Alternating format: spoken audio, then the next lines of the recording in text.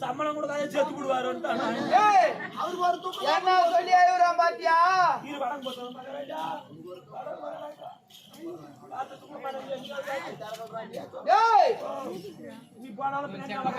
என்ன போல் வாழ்க நான் போனாலும் பின்னாடியே வர வேண்டும்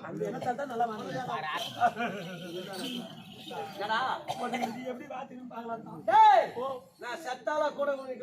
வர மாட்டேன் என்ன ஏமாத்தி குடிச்சிட்டு கொடுங்க